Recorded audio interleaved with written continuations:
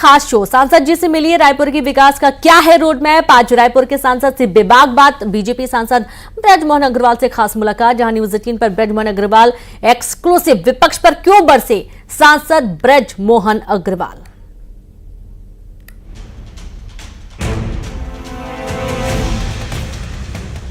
खारून और महानदी के तट पर बसा छत्तीसगढ़ का सबसे बड़ा शहर रायपुर न सिर्फ प्रदेश का मुख्य राजनीतिक केंद्र है, बल्कि राज्य मुख्यालय होने के कारण प्रदेश की सबसे वीआईपी सीट में भी शुमार है।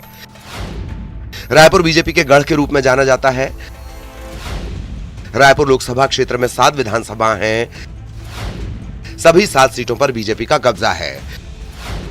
रायपुर लोकसभा सीट भी बीजेपी के पास है। छत्तीसगढ़ गठन के बाद 5 लोकसभा चुनाव हुए, लेकिन आज तक कांग्रेस इस सीट पर जीत दर्ज नहीं कर पाई। 2024 लोकसभा चुनाव में बीजेपी ने अपने कद्दावर नेता और सूबे के मंत्री ब्रजमोहन अग्रवाल को मैदान में उतारा और अग्रवाल ने अपनी जीत का सिलसिला कायम रखते हुए कांग्रेस के विकास उपाध्याय को 5,75,285 वोटों के बड़े अंतर से शिकस्त दी। 1 मई 1959 में रायपुर के प्रतिष्ठित व्यवसायी परिवार में जन्मे ब्रजमोहन अग्रवाल की पहचान जमीनी नेता के तौर पर रही है। बचपन से ही राष्ट्रीय स्वयंसेवक संघ से जुड़ाव और छात्र जीवन से राजनीति में सक्रिय ब्रजमोहन अग्रवाल ने 1978 में बीजेपी की सदस्यता ली। पहली बार 1990 में विधायक बने और उसके बाद किसी चुनाव में नहीं हारे। 2023 विधानसभा में छत्तीसगढ़ में सबसे बड़ी जीत दर्ज कर ब्रजमोहन अग्रवाल 8वीं बार विधायक बने। अग्रवाल पहली बार अविभाजित मध्य प्रदेश में सुंदरलाल पटवा सरकार में मंत्री बने। उसके बाद छत्तीसगढ़ की रमन सरकार और मौजूदा साय सरकार में भी मंत्री रहे। रायपुर से 2024 लोकसभा चुनाव जीतकर ब्रजमोहन अग्रवाल पहली बार सांसद बने हैं। आज सांसद जी से मिलिए शो में खास बातचीत होगी रायपुर से बीजेपी सांसद ब्रजमोहन अग्रवाल से।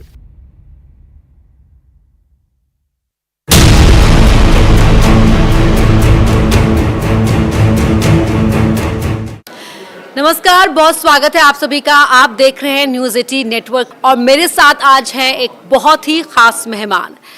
40 साल से विधायक रहे, 18 साल के मिनिस्टर और अब सांसद, लेकिन छत्तीसगढ़ की राजनीति में इन्हें चाणक्य कहा जाता है और जनता प्यार से कहती है मोहन भैया। स्वागत कीजिए ब्रजमोहन अग्रवाल जी। नमस्कार सर, कैसे हैं आप? मैं ठीक हूँ। दिल्ली रास आ रही है? धीरे धीरे आ जाएगी। सर, लोकसभा में आपका पलटवार सुना हमने राहुल गांधी के वार पर, ब्रजमोहन अग्रवाल का वही अंदाज नजर आया। देखिए, निश्चित रूप से इतने समय का जो राजनीतिक अनुभव है और वो अनुभव काम आ रहा है कि 8 बार विधायक रहते हुए और 9वीं बार सांसद बन के दिल्ली में आने पर ऐसा मुझे नहीं लगता है कि जो मध्य प्रदेश की विधानसभा में, छत्तीसगढ़ की विधानसभा में जो डिस्कशन होता था, वो डिस्कशन अब यहाँ पर देखने को मिल रहा है। मुझे लगता है कि यहाँ के डिस्कशन से ज़्यादा अच्छा जो विपक्ष का हमला होता था वो कहीं राज्यों में होता था। सर, जो कांग्रेस का अब एक आक्रामक अंदाज नजर आ रहा है जातिगत जनगणना को लेकर, बार बार राहुल गांधी का जाति को लेकर सवाल पूछना, और जब अपनी ही जाति को लेकर सवाल हुआ तो उनका बेफर जाना। देखिए, मुझे लगता है राहुल जी वास्तविक रूप से राजनीति में अगर हम कहेंगे तो पिछले 3 सालों का उनका अनुभव है। भले वो राजनीति 3 बार सांसद बन गए हों, उनका राजनीतिक अनुभव नहीं है। जब वो जमीन पर उतरे हैं, उन्होंने पदयात्रा की है और अब वो जब घूम रहे हैं, इन चुनावों में घूमे, तब मुझे लगता है उनका राजनीतिक अनुभव है। इसलिए पूरे देश को समझना, लोगों की मानसिकता को समझना, लोग क्या चाहते हैं इसको समझना, ये सिर्फ वो देश को बांटने का काम, जातिगत जनगणना की जो बात कर रहे हैं उससे देश को बांटने का काम कर रहे हैं। आप देखेंगे कि जब जब जातियों की बात आई है, इस देश में आग लगी है। और इसलिए जातिगत जनगणना क्यों चाहते हैं, उसके पीछे मकसद क्या है? जब मोदी जी ने कहा कि इस देश में 4 जातियां हैं, एक गरीब है, एक किसान है, युवा है, महिला है, और जो इन जातियों में जो भी कमजोर होगा उसका विकास होगा।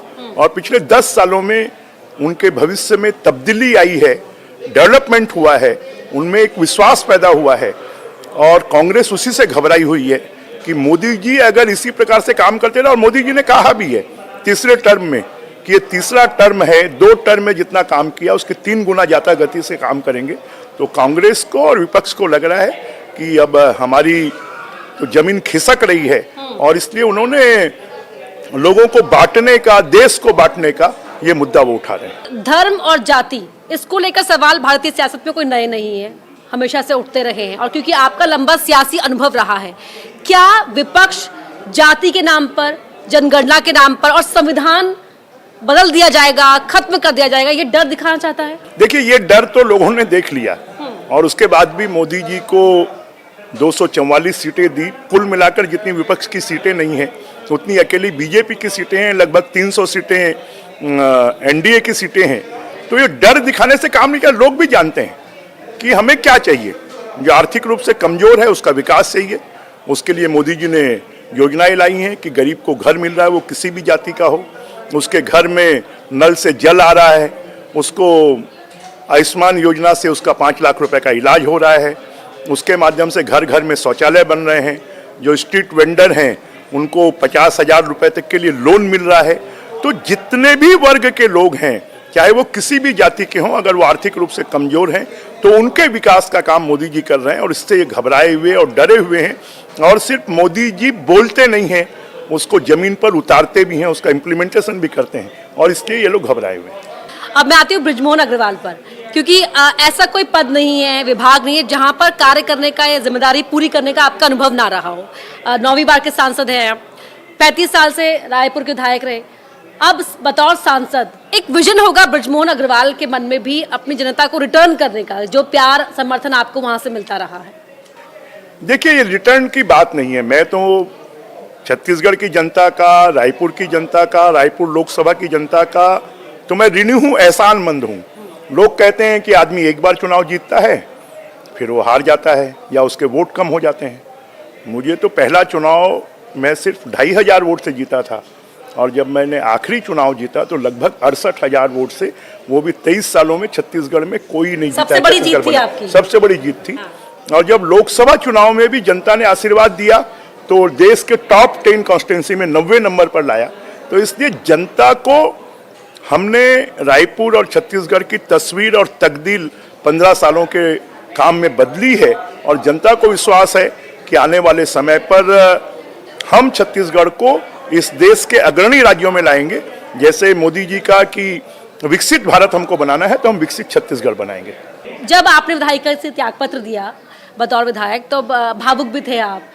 क्या लगता है कि चाणक्य, आप छत्तीसगढ़ की राजनीति के चाणक्य चूका या फिर बीजेपी का कार्यकर्ता जो कहा पार्टी कहेगी वो करूंगा, उस भाव से आगे आया? देखिए, चूका कोई भी नहीं है। हाँ। एक स्वाभाविक है कि आप पुराने घर को अगर नए घर में जाते हैं तो आपका पुराने घर से लगाव हो जाता है। जिन कार्यकर्ताओं ने 40-35 साल से विधायक के रूप में देखा है, भीड़ भाड़ देखी है, अपने घरों में किसी के यहाँ शादी हो, किसी के यहाँ छठी हो, किसी के यहाँ कोई गमी हो गई है तो उसमें बृजमोहन पहुंच जाता है। तो उनको लगता है कि अब सांसद बनने से दूर हो जाएंगे। मैंने लोगों को कहा है कि तुम्हारा मोहन पहले जैसे था वो अभी भी रहेगा, इसकी चिंता करने की जरूरत नहीं है। धर्मांतरण के मुद्दे पर भी आप काफी मुखर रहे थे और जिस तरह से सियासी उबाल इस तरह के बयानों को लेकर आता रहा है, लेकिन आपने हमेशा ये कहा कि ये एक ऐसा मुद्दा है जिस पर बात होनी चाहिए और उस पर विचारों का खुलकर सामने आना भी जरूरी है। देखिए, धर्म को लोग गलत अर्थों में लेते हैं। धर्म हमको सत्य बोलना सिखाता है, धर्म हमको सेवा करना सिखाता है, धर्म हमको अच्छा जीवन जीना सिखाता है। परंतु जब हम अपने धर्म को छोड़कर किसी दूसरे धर्म में जाते हैं तो दूसरे धर्म में जाने के बाद हम अपनी अच्छी चीज़ों को भूल जाते हैं। जो जिनके खानदान, जिनके बाप दादा, पूरा परिवार जिनको मानता रहा है, उसको छोड़कर कोई क्यों जाएगा।